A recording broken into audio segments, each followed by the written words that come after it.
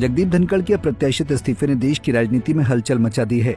उपराष्ट्रपति पद जब खाली है और सत्ता के गलियारों में नए नामों की फुसफुसाहट तेज हो चुकी है, केंद्र की सत्तारूढ़ राष्ट्रीय जनतांत्रिक गठबंधन यानी एनडीए ने प्रधानमंत्री नरेंद्र मोदी और बीजेपी अध्यक्ष जेपी नड्डा को अगला उपराष्ट्रपति तय करने की जिम्मेदारी सौंपी है।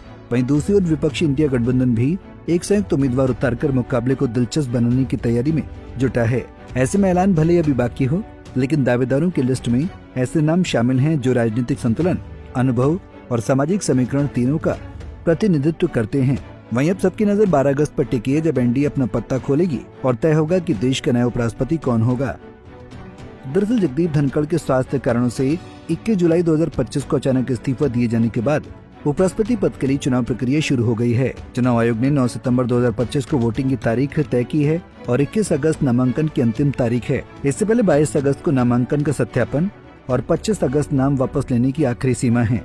ऐसे में दोनों ही राजनीतिक दलों में अपने अपने उम्मीदवार को उतारने की तैयारियां तेज हैं। जहां एनडीए की ओर से पीएम मोदी और जेपी नड्डा को अपना उपराष्ट्रपति उम्मीदवार चुनने का अधिकार सौंपा गया है। सूत्र बताते हैं कि यह घोषणा लगभग 12 अगस्त तक हो सकती है और इसमें कुछ अप्रत्याशित नाम भी शामिल हो सकते हैं। ऐसे में एनडीए घटक दल की ओर से जिस नाम की चर्चा तेज है, उनमें इन नामों पर चर्चा तेज पहला नाम शामिल है हरवंश नारायण सिंह का। हरवंश नारायण सिंह राज्यसभा की डिप्टी चेयरपर्सन है। उनके पास पार्लियामेंट के संचालन में काफी अच्छा अनुभव है। वहीं उन्हें 2 दलीय समर्थन भी प्राप्त है और वे एनडीए की ओर से एक भरोसेमंद चेहरा हैं।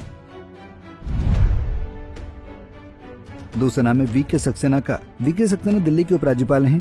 उनका रिकॉर्ड प्रशासनिक अनुभव और सामाजिक रूप से संतुलित व्यक्तित्व उन्हें इस पद के लिए काबिल बनाता है। तीसरा नाम है मनोज सिन्हा का। मनोज सिन्हा जम्मू कश्मीर के उपराज्यपाल रहे हैं, जिन्होंने हाल ही में 5 साल का अपना कार्यकाल पूरा किया है। वे कुशल अनुशासन और स्थिरता का प्रतीक रहे हैं। अगला नाम है आचार्य देवव्रत का।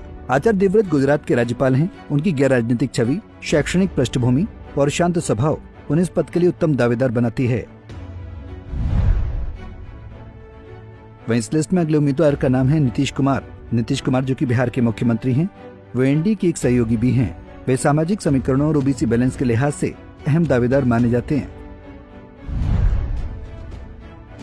अगला नाम राजनाथ सिंह का भी सामने आ रहा है। राजनाथ सिंह जो कि देश के रक्षा मंत्री हैं, उन्हें काफी अच्छा और लंबा राजनीतिक अनुभव है।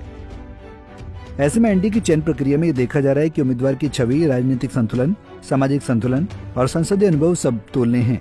वहीं 12 अगस्त के संभावित तारीख के आसपास जब नरेंद्र मोदी और जेपी नड्डा अपना निर्णय घोषित करेंगे, तब तक फिलहाल चुनावी माहौल साफ हो जाएगा। वहीं दूसरी ओर विपक्ष इंडिया ब्लॉक की तैयारी। इंडिया गठबंधन जिसमें Congress, TMC, SP, RJD, DMK और अन्य दल शामिल हैं, वे एक सामान्य उम्मीदवार मैदान में उतारने पर जोर दे रहे हैं। जहां इंडिया गठबंधन दल का नेतृत्व कर रहे हैं मल्लिकार्जुन खड़गे। इसका उद्देश्य सिर्फ चुनाव नहीं बल्कि एक राजनीतिक संकेत देना है कि वे हाथ पर हाथ धरे नहीं बैठेंगे बल्कि एकता दिखाएंगे। ऐसे में जहां विपक्षी दल अपनी एकता दिखाने और राजनीतिक संदेश भेजने की रणनीति पर केंद्रित हैं, तो वहीं एनडीए की निर्णायकी और संसाधनों को देखते हुए उनकी जीत की संभावना अधिक प्रबल होती दिखाई दे रही है। गौरतलब है कि चुनाव आयोग पूरी तत्परता के साथ इस चुनाव को सुचारू रूप से संपन्न कराने में जुटा है, जिसमें संवैधानिक प्रक्रिया का पालन करते हुए उपराष्ट्रपति का नया चेहरा चुना जाएगा, जो संसद का सभापति भी होता है। वही उपराष्ट्रपति का पद सिर्फ सम्मान का नहीं बल्कि संवैधानिक व्यवस्था में अहम भूमिका भी निभाता है और संसद की कार्रवाई में संचालन में महत्वपूर्ण योगदान देते हैं। इसलिए इस चुनाव की संवैधानिक गरिमा बेहद उच्च होती है। ऐसे में अब जब जगदीप धनखड़ ने पद छोड़ा है, तो नया उपराष्ट्रपति से जिम्मेदारी को आगे बढ़ाएगा। 9 सितंबर 2025 को उपराष्ट्रपति चुनाव के माध्यम से देश का संवैधानिक तंत्र फिर से सशक्त होगा। ऐसे में कौन होगा नया चेहरा और कितनी बदलेगी राजनीति की दिशा, ये तो आने वाला वक्त ही बताएगा। Bureau report, Punjab Kesari TV. हमसे जुड़े रहने के लिए हमारे YouTube चैनल को सब्सक्राइब करें और नई वीडियो की नोटिफिकेशन के लिए बेल आइकॉन को दबाएं।